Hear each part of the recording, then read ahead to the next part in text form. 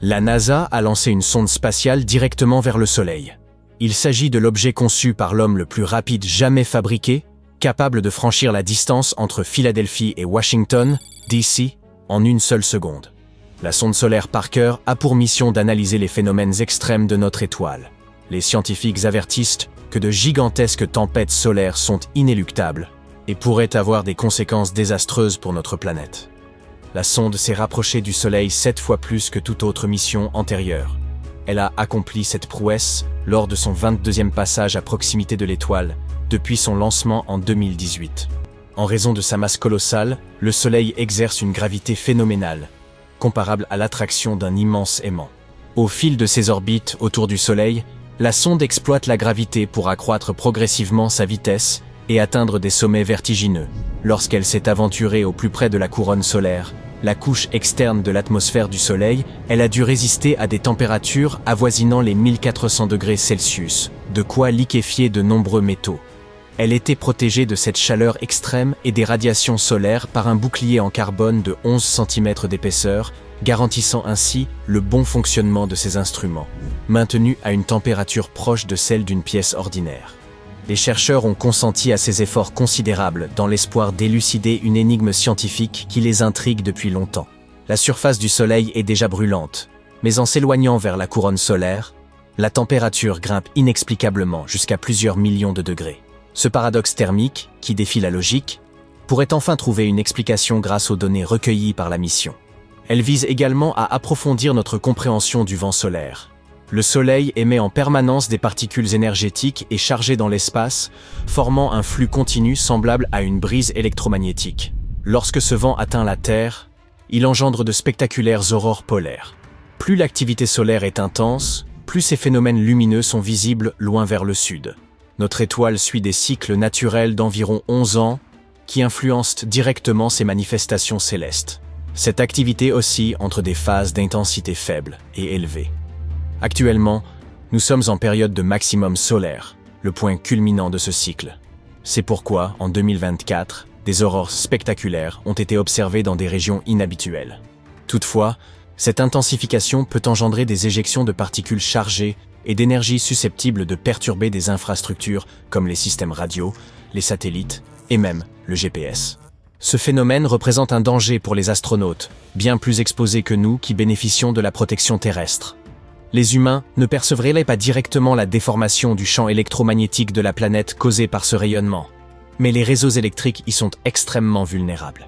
En l'absence de réaction rapide, cet afflux d'énergie risque de saturer les transformateurs électriques à l'échelle mondiale, provoquant des pannes généralisées. Une telle perturbation survenant lors d'une catastrophe naturelle, comme un ouragan ou une tornade, pourrait gravement compliquer les opérations de secours en rendant les communications encore plus difficiles et en compromettant les efforts pour sauver des vies. C'est pourquoi il est primordial de perfectionner notre capacité à anticiper ces phénomènes, appelés météo spatiales. Cette tâche est ardue, car contrairement aux séismes, aux inondations ou aux éruptions volcaniques, ces tempêtes solaires ne laissent aucune trace matérielle. Les seules dont nous ayons une véritable connaissance remontent à 1859 et 1921.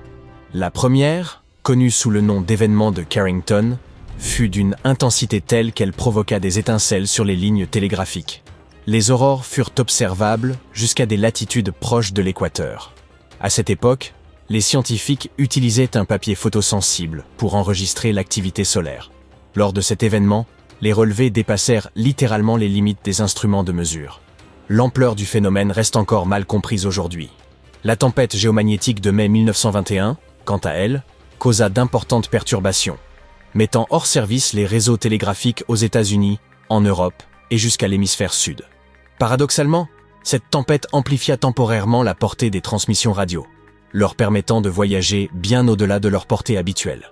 À l'époque, le faible nombre de radios limitait l'intérêt de ce phénomène. Le véritable problème fut l'ampleur des dégâts subis par le réseau électrique américain.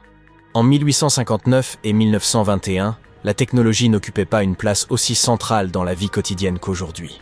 Si une tempête de cette envergure survenait à notre époque, les conséquences pourraient être infiniment plus désastreuses.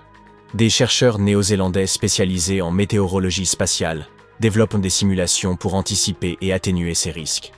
L'une des approches envisagées consiste à étudier d'autres étoiles similaires au Soleil dans l'espace. L'analyse de données issues de milliers d'astres, et non d'un seul, permettrait d'obtenir un tableau plus précis des phénomènes en jeu. Jusqu'à présent, plusieurs missions ont été lancées ou sont en préparation, en complément de la sonde solaire Parker.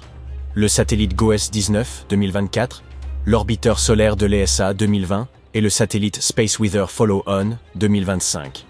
Parallèlement, la NASA poursuit un autre projet, le déploiement d'Endurance, un engin lunaire robotisé à la puissance décuplée.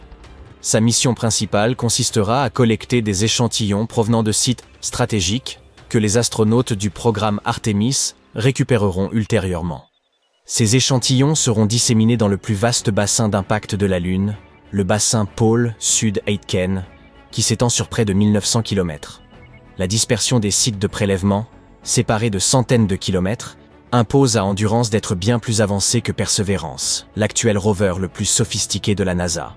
Endurance devra parcourir une distance 100 fois supérieure, rouler 10 fois plus vite et collecter une masse d'échantillons 200 fois plus importante. Il sera aussi le premier rover planétaire capable d'opérer de nuit.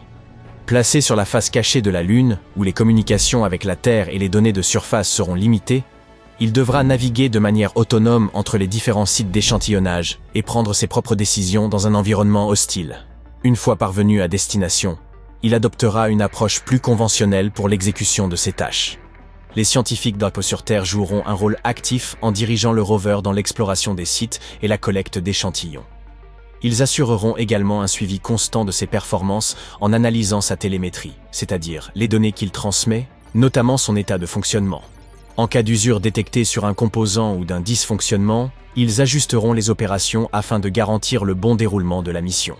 Ce projet nécessitera des investissements colossaux, probablement bien supérieurs aux 450 millions de dollars déjà engloutis par la mission lunaire Viper, avant son annulation par la NASA. Tandis qu'Endurance est encore en phase de conception, le module d'atterrissage lunaire Blue Ghost est déjà en route pour la Lune. Sa mission principale est la recherche. Durant 25 jours, il évoluera en orbite terrestre pour effectuer des mesures et guetter le moment opportun pour se propulser vers la Lune.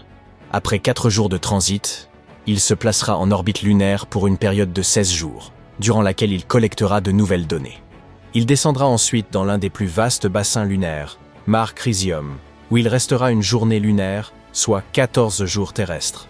Ces instruments mesureront les températures du sous-sol, les niveaux de radiation et d'autres paramètres essentiels.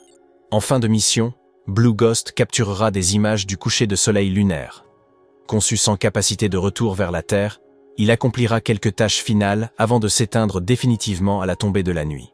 Dans le cadre d'un autre projet spatial ambitieux, la NASA a sélectionné une équipe d'ingénieurs en aérospatial de l'Université de Floride pour mener le programme GERATIS, Gravitational Reference Advanced Technology Test in Space.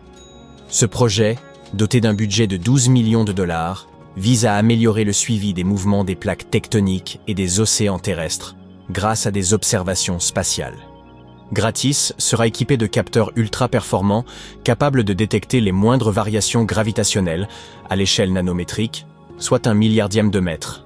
Ces données permettront d'affiner la surveillance des sécheresses, d'évaluer les réserves d'eau souterraines et d'analyser les fluctuations du niveau des océans. Le lancement est prévu aux alentours de 2027 à bord d'une fusée, SpaceX Falcon 9.